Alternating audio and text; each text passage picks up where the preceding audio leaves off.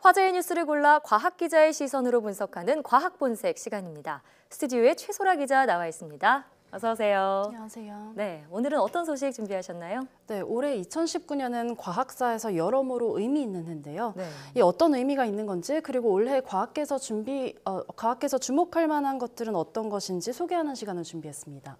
기대되는데요. 왜 올해가 과학사적으로 좀 의미 있는 한 해인가요? 네, 2019년에는 과학사의 한 획을 그은 사건들이 한 세기 또는 반세기를 맞는 기념비적인 해인데요. 네.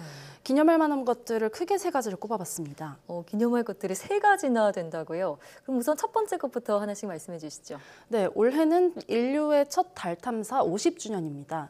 1969년 7월 20일에 미국 나사가 쏘아 올린 아폴로 11호가 달 표면에 착륙했던 이 날인데요. 네. 이후 미국은 5차례 더 달에 갔다 왔고요. 러시아와 중국, 인도, 일본 등도 달 탐사에서 성과를 거뒀습니다. 네. 또 올해 미국에서는 아폴로 11호 달 착륙 50주년을 기념해서 다양한 행사들이 열릴 예정이라고 하는데요.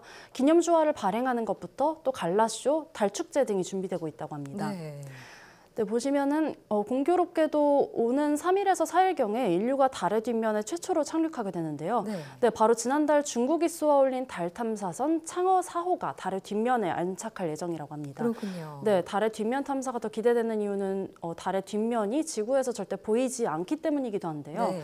영상을 보시면은 달은 지구 주위를 공전하면서 지구처럼 자전도 합니다.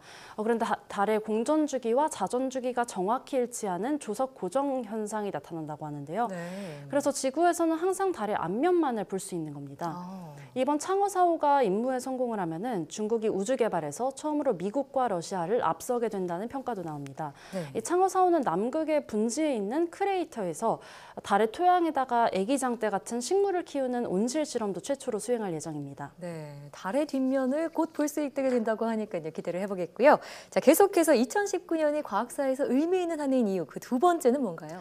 네, 올해는 또 상대성 이론이 증명된 지 100주년 되는 해인데요. 아인슈타인은 지난 1916년에 일반 상대성 이론을 발표를 했습니다. 네. 이 상대성 이론 매우 유명한 이론이죠. 유명하죠. 네, 중력이 빛을 휘게 한다는 내용인데요. 이 멀리 있는 별에서 오는 빛이 태양 주위를 지나치면서 태양 쪽으로 휘어지기 때문에 우리가 볼 때는 별의 위치가 잘못된 것으로 보이게 된다, 이런 건데요.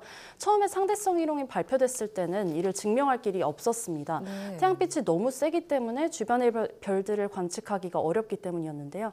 상대성 이론 발표 3년 후인 1919년, 그러니까 지금으로부터 100년 전에 영국의 천체물리학자 에딩턴이 개기일식 때 별들을 촬영하고 이를 다른 사진과 비교해서 원거리 별들의 위치를 비교했습니다. 그랬더니요? 네, 그 결과 별의 위치가 본래 위치와는 다르게 어그러져 있다는 것이 이제 보였습니다. 그 각도를 쟀더니 아인슈타인의 상대성 이론에 따른 수치에 거의 부합했다고 합니다. 그렇군요. 네, 이 증명이 인류의 과학적 지식을 한 차원 더 높였다는 그런 평가를 받고 있습니다. 네, 상대성 이론이 개기일식 덕분에 증명이 됐다니 몰랐던 사실이네요.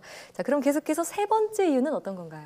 네, 올해는 또한 주기율표가 제정된 지 150주년 되는 해인데요. 주기율표요. 네, 현재 우리가 쓰는 주기율표가 이 지난 1869년 러시아 화학자인 멘델레예프가 만든 겁니다. 네. 멘델레예프 주기율표는 중고등학생 시절부터 많이 봐오셨을 텐데요. 많이 외웠죠. 네. 이 원소를 양성자 수에 따라서 배열한 표입니다. 네. 양성자가 1개인 수소는 1번, 그리고 양성자가 2개인 헬륨은 2번, 이런 식으로 번호를 붙이고 나열을 한 건데요.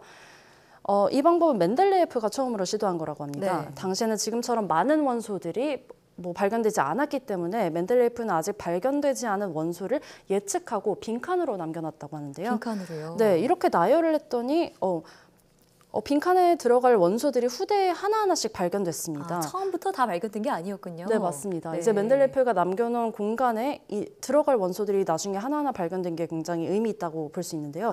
이걸 나열한 결과 주기적으로 같은 성질을 보이는 원소들이 있었다. 그래서 이제 원소의 족이나 주기 이런 것도 발견됐다는 게 굉장히 네. 의미가 있고요. 현재 주기율표에는 빈칸이 없이 118개 원소가 나타나 있습니다. 네. 유엔은 주기율표 150주년을 맞아서 올해를 국제 주기율표의 해로 지정을 했고요. 네. 유네스코에서 오는 29일에 기념 행사를 열고 노벨상 수상자 강연부터 주기율표 발전을 위한 논의를 할 예정이라고 합니다. 네, 그러니까 달 탐사와 상대성 이론 그리고 주기율표까지 정말 의미 있는 것들이 세 가지나 겹치니까 올해가 기념비적이다 이렇게 부를 만하네요. 자, 그러면 올해 주목할 만한 우주 현상은 어떤 것들이 있을까요? 이제 네, 시청자분들이 직접 관측할 수 있는 것들을 하나둘씩 소개해 드릴 텐데요. 네. 올해는 2번의 일식과 1번의 월식을 관찰할 수 있다고 합니다. 특히 첫 번째 일식은 새해 첫 일요일인 그러니까 오는 6일에 나타나니까요. 보셔도 될 것 같은데요. 서울 기준으로 오전 8시 36분에 시작해서 오전 11시 3분까지 진행된다고 합니다. 네, 태양 전체 면적의 최대 24.2%까지 가려진다고 합니다. 네. 날씨만 좋으면 우리나라 모든 지역에서 부분 일식을 볼 수 있다고 하니까 기대해 보셔도 좋을 것 같습니다. 또 올해 중순인 제헌절, 즉 7월 17일경에 새벽 5시경에는 부분 월식이 일어나는데요. 네. 올해 말인 12월 26일에 다시 한번 또 일식도 일어나고요. 이 역시 부분 일식인가요? 네, 부분 일식입니다. 이때는 3시 15분에 최대 태양 면적의 13.8% 가려진 모습을 볼 수 있다고 합니다. 월식은 맨눈으로 관측해도 괜찮지만 일식의 경우는 태양을 맨눈으로 보면 눈이 상할 수 있습니다. 네. 그래서 태양 필터나 셀로판지 또 검게 걸린 유리판 등으로 봐야 하는 것만 주의해 주시면 되겠습니다. 네, 첫 번째 부분 일식이 당장 이번 주 일요일이군요. 네, 선글라스를 끼고 보면 눈이 좀 상할 수 있죠. 네, 그런 것보다 이제 뭐 검게 걸린 셀로판지? 네, 유리판 이런 것들. 것들을 보면 좋다고 합니다. 그렇군요. 자, 계속해서 올해 주목할 만한 연구 성과 어떤 것들을 기대해 볼 수 있을까요? 네, 올해 남극에서 추진되는 스웨이츠 빙하 변화 연구 프로젝트가 이제 시작되는데요. 네. 네, 기후 변화로 인한 문제 해결을 찾기 위한 프로젝트입니다. 서남극에 있는 스웨이츠 빙하가 이미 붕괴가 진행되고 있는데요. 이런 현상이 계속될 경우 서남극 빙상 전체 붕괴를 초래할 것으로 예상된다고 합니다. 네. 이 빙상이 모두 붕괴하면은 해수면이 최대 4.8%까지 상승한다는 전망이 나오고 있고요. 이를 막기 위해서 미국과 영국 그리고 우리나라가 공동으로 총 800억 원을 투입해서 이 프로젝트를 진행합니다. 이 프로젝트는 올해 주목할 만한 과학계 이벤트로 네이처가 1순위로 꼽기도 했는데요. 그만큼 세계가 주목하는 연구라고 볼 수 있겠습니다. 그렇군요. 자, 그러면 4.8m 정도까지 해수면이 상승한다 이런 말씀이죠. 만약 네. 다 녹게 된다면요. 네, 맞습니다. 정말 심각한데요. 이런 기후 변화로 인한 문제 해결의 실마리가 될 수 있을지 기대를 해보겠습니다.